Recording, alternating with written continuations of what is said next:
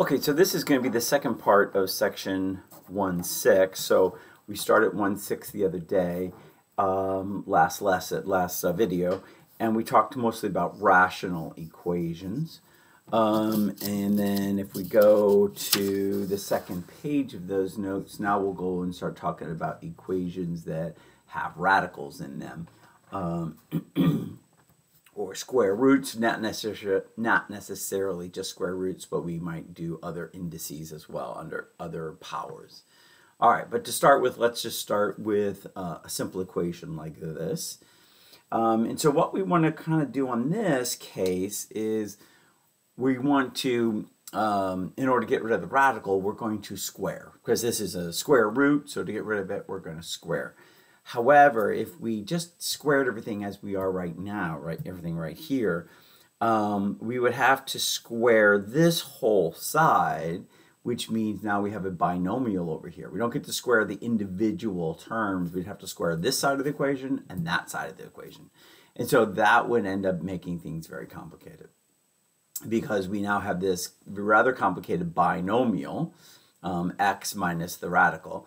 And so we would have to FOIL that out. And so we don't want to, at this stage, take the square of both sides of the equation.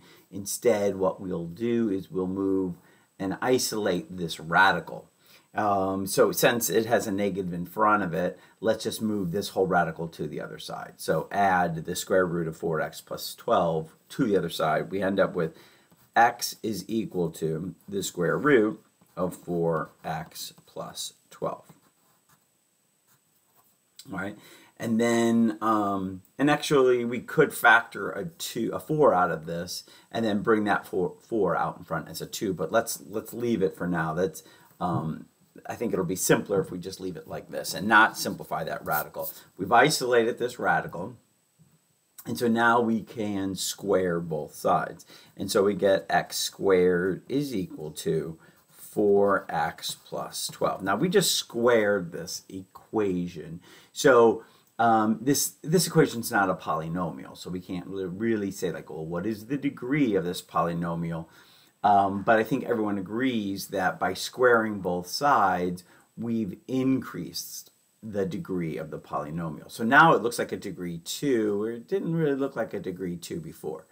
So the whole point of what I'm saying is when we square both sides of the equation, we make the degree higher, and as a result, make it look like we will have more solutions. So often when we do this, we have to double check our answers, because sometimes we'll get extraneous answers that just don't make sense in the problem. All right. All right, so we can look at solving this. It's a quadratic. We set it equal to 0, x squared minus x squared minus 4x minus 12 equals 0. Again, we want to make sure, yeah, it would be easier to move the x squared over, but we want that leading term, that leading coefficient, to be positive 1, not negative 1. Okay, because if we're going to factor, we're going to find it much easier to factor when the leading coefficient is positive. All right, so let's see if this factors. Again, that's always the simplest way of solving a quadratic, if it factors. In the real world, you come across an equation and it more than likely is not factorable, but the ones we give you often in class are going to be factorable. So it makes sense to take a minute to see if it is indeed factorable. So let's say we have x and we have x. We want two things that multiply to 12. And because of that negative sign in front of the 12, we want the difference to be 4. So that looks like 6 and 2 would fit the bill. And so we have 2x and we have 6x. That has a difference of 4x. Negative 4x is what we want, so we want a negative and we want a positive. All right, so continuing then, we have x is equal to 6 and x is equal to negative 2. All right, now often, again, the one or both sometimes of these equations won't satisfy this inequality. In part, if you think about the original equation, the radicand, the stuff under that radical, would have to be greater than or equal to 0. It couldn't be negative. So one thing you might think about is, another reason for why you might get extraneous answers is that I know 4x plus 12 would have to be greater than or equal to 0. And so if we move that to the other side, we would get what? 4x is greater than or equal to negative 12. X is greater than or equal to negative 3. So we would know that if any x value was smaller than negative 3, then that would cause us a problem, right? So x has got to be greater than negative 3. So that doesn't, that's true in both these cases. So that doesn't eliminate any of these, but that might be a concern for us. So, but also we get a concern because we squared, right? We took and we squared both sides of the equation. We did that and we did that, right? We squared both sides of the equation at this stage. And so we have a higher degree than we really would otherwise have. So it's going to introduce extra solutions that often are not valid. So what we want to do is take this and plug it in. Now we have to plug it into the original equation. Can't plug it into anything else, certainly not after anything that occurred after we squared it. So put it into the original equation. So the original equation here we have put in a 6. So we get 6 minus the square root of, and let's put a 6 in there. What do we get? We get 24 plus 12, that's 36. Square root of 36 is, well, let's just write 36 for now. Is that equal to 0? So 6 minus square root of 36 is 6. So 6 minus 6 is 0. So that works. So this is a valid solution. It's a solution we get when we solved it, but also it works in the original equation, satisfies it, makes this side equal to this side. All right, let's try negative 2. So we have negative 2 minus the square root of, and let's put a negative 2 in there. That would be negative 8 plus 12. That's 4. So square root of 4. Is that equal to 0? And you see that it would be not. That's negative 2 minus 2, and that is not equal to 0. So that tells us negative 2 does not work. So you want to sort of indicate somehow like this, box in the one that works, don't box in the one that doesn't. So I circle and kind of put a slash through the equal sign. X cannot equal negative 2. It doesn't work in the original equation. Okay, so that shows me that you've done the work, you've given me my two solutions, and you've checked them, right? If you box them both in without checking, then you're going to lose points for giving me a solution that doesn't work, or at the very least for not checking as well. Okay, next one. All right, so this part B, number B, this one is a little bit more complicated. For the last problem, we could isolate one radical and then square it, and it was nicely got rid of nicely.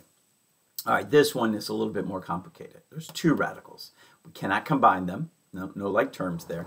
So what we're going to have to do is square both sides. But I don't think I really want to take and square this whole side, because that's going to take foiling this together. It's going to get really complicated. So there are two radicals. Bring one of them to the other side. I would say leave the most complicated one by itself. So that's what I'm going to do. I'm going to do square root of 3x plus 1. I'm going to leave that one where it is. The other one it's kind of nice. It's negative. It'll become positive on the other side. So I'm going to say square root of x plus 4, and then outside the radical plus 1. Okay, and so now I have to square both sides. So I square this, and remember, when I square both sides, I'm not squaring these individual things, but I have to FOIL. All right, so that's why I picked the simpler radical to come over and be FOILed with it rather than using the more complicated one. This will work a little bit more nicely. So when I square both sides, the more complicated radical, well, that radical just goes away. We have 3x plus 1. And then here I have to FOIL. So it's this squared, which would just be, I'm going to put in parentheses, although I don't really need to, 4x, x plus 4. And then at the end, I'm going to have plus 1, the first term squared, the last term squared. and then twice the product of the two things. So that's a plus 2 times the product of the two things, and so that is going to be x plus 4, okay, times 1, or just 2 times x plus 4. All right, so now I still have a radical. So now my goal will be to simplify both sides, move everything over, isolate this radical. That will be my next thing to do. Okay, so if we kind of simplify both, this is going to be a 5, right? I can then move that 5 over to the other side, and that will give me a -4. And then let's see, I'm going to have an x, no other x's. That x comes over, so I got 2x minus 4 equals now 2 times the square root of x plus 4. Okay, so everybody see kind of what I did there, hopefully. All right, now I want to isolate the radical. So I'm going to divide everything by 2. That gives me x minus 2 equals the square root of x plus 4. And now I square both sides. Again, remember I got to FOIL this side here. I square it and I square this. So this gives me x squared minus 4x plus 4 equals x plus 4. All right, the 4's cancel. I can just get rid of those. This x is going to come over. That gives me x squared minus 5x. It's a quadratic, so we really want to sort of set it equal to 0. At this point, I'll factor out an x. And so I get x times the quantity x minus 5, and that's equal to 0. Okay? And so we have x equals 0, and we have x equals 5. And so we would want to plug those into the original, again, the original problem. So let's plug 0 into the original problem as a check. So we have, that would be the square root of 0 plus 1. So that's the square root of 1 minus, if we put a 0 in there, that's the square root of 4. Is that equal to 1? And so that would be 1 minus 2. Not equal to 1. So 0 is not a valid solution. Okay, and then we want to plug a 5 in. So we get square root of what? 15 plus 1. That's square root of 16. Minus, put a 5 in here. That's the square root of 9. Is that equal to 1? So square root of 16. That's 4 minus 3. That is 1. So that seems to work. And so 5 is a solution. Okay. All right, moving on to C. This one's a little bit easier, I think. So we want to get rid of the, before we try to get rid of the radicals, right? So here, even though this isn't a radical, it's really the same thing as what? The second root or square root of x cubed. So we want to really just get rid of this fractional exponent instead of thinking about getting rid of radicals. We could just like square both sides, but while we're at it, we could take x to the 3/2 and raise it to the 2/3, right? Because when I raise a power to a power, I multiply, and that would just give me x. But of course, I have to do the same thing on this side. 216 raised to the 2/3 power as well. All right, and that gives me an x. And I'm taking now the cube root. When I'm raising, this is going to take, and this is going to be the 3rd root of 216 squared, right? It's kind of what that's doing. I don't have to worry about the plus or minus here. Remember, that's only when I'm taking the even root of both sides of an equation. We're taking the 3rd root by doing that. So we don't have to worry about the plus or minus there. And 216, in case you don't know, that is a perfect cube. That's 6 cubed. So this is the same as 6. Cube root of 216 is 6. And then that's squared. So the answer here is 36. And if you take that and plug it back in, The square root of 36 is 6. 6 cubed is 216. So yes, that works. All right. And then finally D. So pause the video and work on number D. All right, so really what I want to do is just raise both sides to the 5/2 power.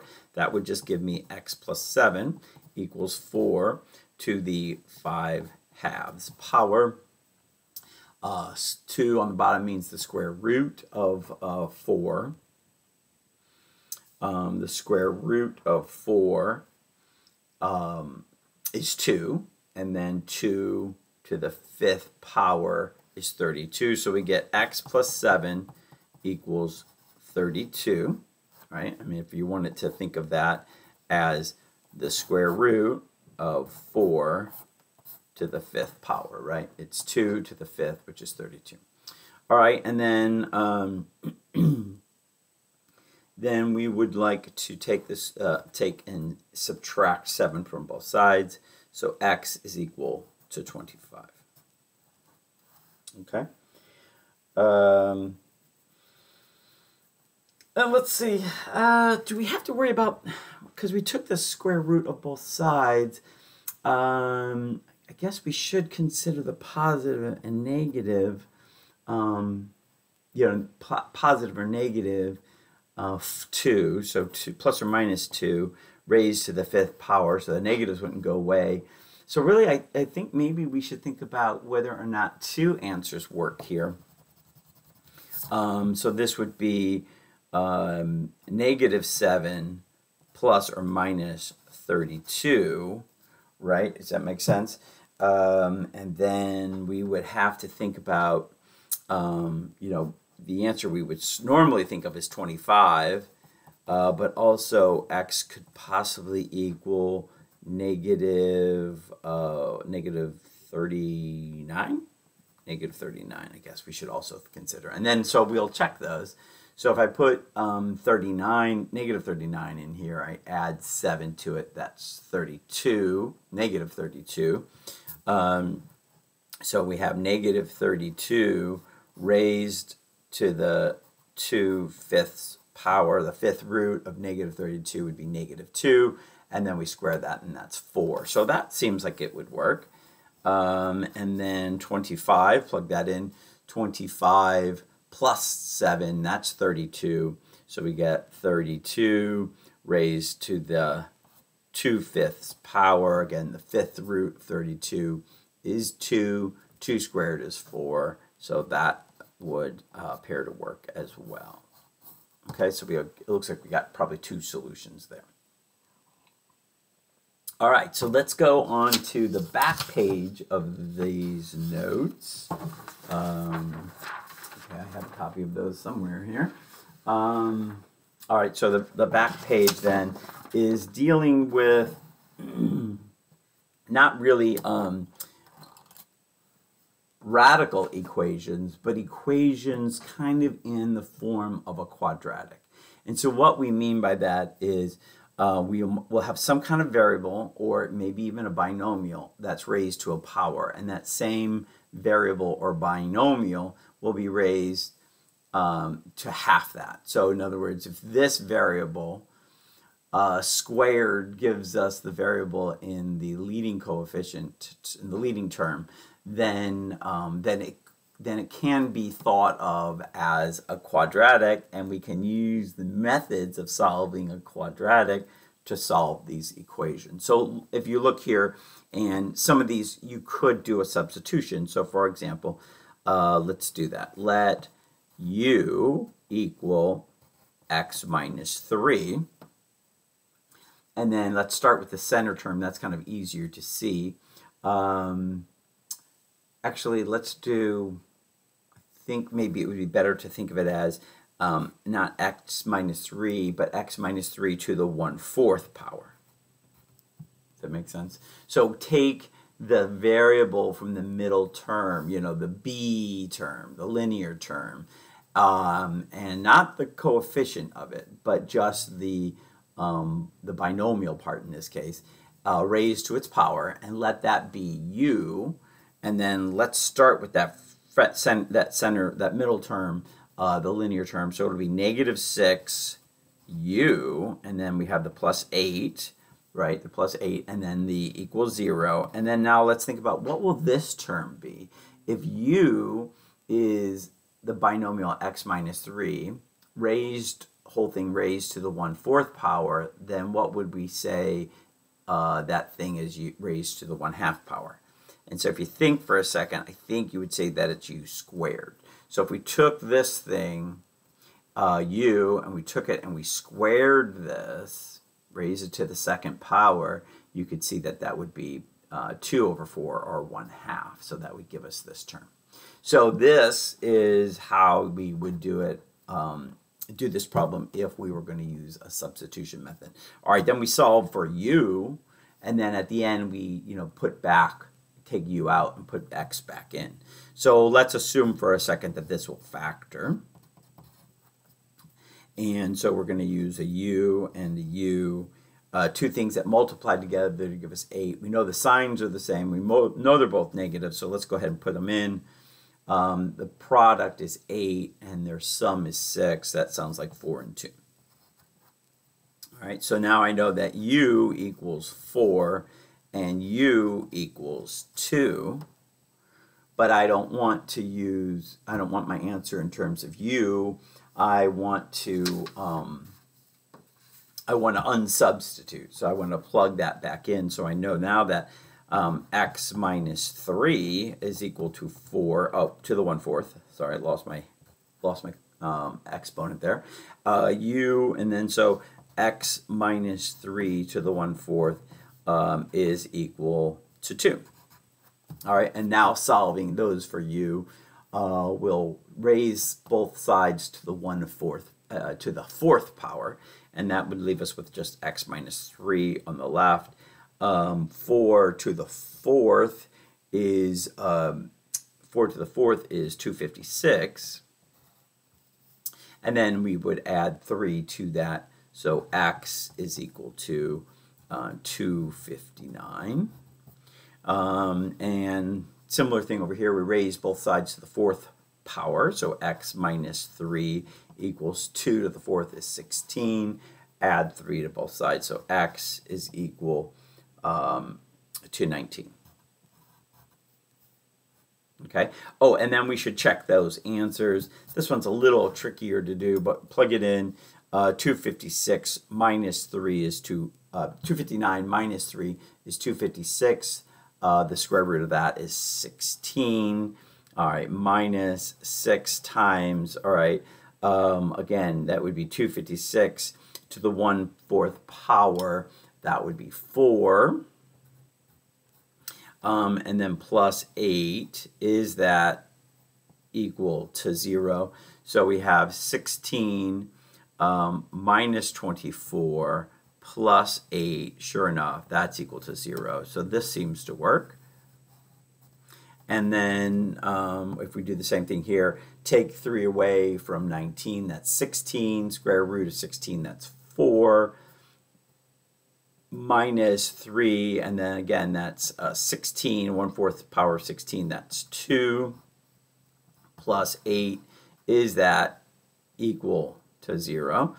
And so we get 4 minus 12 plus 8, sure enough, that's equal to 0. So 19 is also a valid solution. All right, so the next one, if I would say do a substitution as well. So we're going to say let u equal. All right, so you figure out what do you think the u is. Pause the video, try to solve this one, and then we'll see again what the answer is at the end. All right, so the u should be this center term, the linear terms. The linear terms variable. So this will be x to the -1. So let's start with that. So in the middle we have a -4 u, and then let's bring the 3 over. Minus 3 equals 0. So I'm sort of rewriting this. And then the front I'm going to have 15. And then what will I replace this with? that's going to be u squared. Okay? So you can see, again, we have a quadratic equation, or, one in that form, right? I mean, we've changed this ugly thing over on part A to a quadratic equation, same thing here. So we have 15u, where's that u, doesn't look so good, 15u squared minus 4u minus 3 equals 0. And then, again, it makes sense to go ahead and just try to factor. It takes just a second to see if it does, because if it does, it's so much easier. So 15u squared. So let's say 5u and 3u. All right, 3 and 1. I know there's no common factor up here. So if there's going to be a 3 and a 1, it would have to be the 3 with the 5. Okay, the signs are different. Let's see, I got 5, and I've got 5u, and I've got 9u. So that's definitely going to be what we need. That's a difference of 4. So I need the 3, which would give me negative 9u to be negative, and I need the 5u to be positive. Okay, and so now I have u equals 3/5, and I have u equals negative 1/3. But of course, I want to unsubstitute, right? So I'm going to put my u back, take my u out and put my x back in. So x to the negative 1 equals 3/5. So I would, basically this is the inverse, right? So this is x, 1 over x equals this. So I know x is simply going to be equal to 5/3, the reciprocal. All right, and then here, same kind of thing. X to the negative 1 equals negative 1/3. And so x is going to be equal to negative 3. You would plug those back in to double check. Let's check before I start boxing them in. I should check. So 15, so we have 15 times the reciprocal of this squared, right? So that'll be 9 over 25 minus 4 times the reciprocal, which is 3/5. Is that equal to 3, right? So that's the first thing I'm going to check.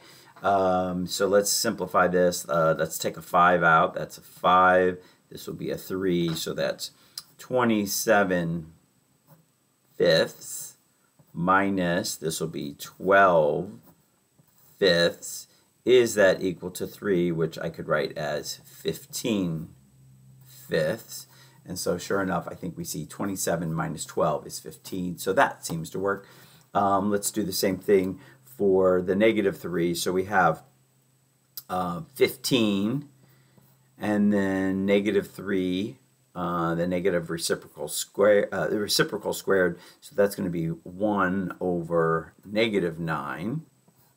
And then minus 4 times the reciprocal. That's going to be 1 over negative 3. Is that equal to 3? So running out of space there. Let's see. We want to, let's write this as, we can reduce this, right? 3, that's 5 and 3. And so that's negative 5/3 plus, because that's 2 negatives, 4/3. Is that 3? It doesn't look like that is 3. Okay, I went back and looked at this one example, and I realized that this is indeed a solution. I goofed when I raised my answer of negative 3 to the negative 2 power. I made this negative. It's actually positive. So now we have positive 5/3 plus positive 4/3. Is that equal to 3? And yes, that's 9/3, which is indeed equal to 3. So sorry, I goofed. I had a negative in here. When I raise it to the second power, the negative flips it, but the 2 squares it, so it should be positive. So I had a negative 5/3 which, you know, these of course then didn't equal 3, but now with positive it is true. So we have indeed two solutions here. But just note too that you're not really guaranteed to know how many solutions you have, because of our number of degrees equals the number of solutions only works for polynomial equations. Okay, and that was not a polynomial equation. Okay. All right, let's look at C then. Now this one you might be able to sort of factor without doing a substitution because it's pretty straightforward. So I know this is going to be something in front, but it's going to be an x squared. And then, assuming of course this is infactorable. And then this one's also going to be something and x squared. Okay, so, you know, you might try 3 and 6.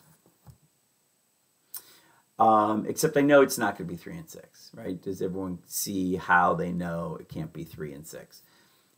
Because this 3 would make a 3 and a 1. So it'd have to be a 3 here or a 3 here. And 3 can't be with the 6. 3 can't also be with the 3, right? I mean, it wouldn't be in both places, but it can't be in either place. So 1's a 3, 1's a 1. That's not an option. So 3 and 6 can't be. So I probably would say then, all right, let's try 9 and 2, because that 2 gives me the option of putting a 3 with it. And so it's probably going to be a 1 and a 3, since we can't have common factors right in our binomials, since there's no common factor in the original trinomial. Okay, and everyone sees why it's x squared and x squared, right? Because the product of the outer and the inner would generate this thing in here, which is x squared. So these have to be x squares.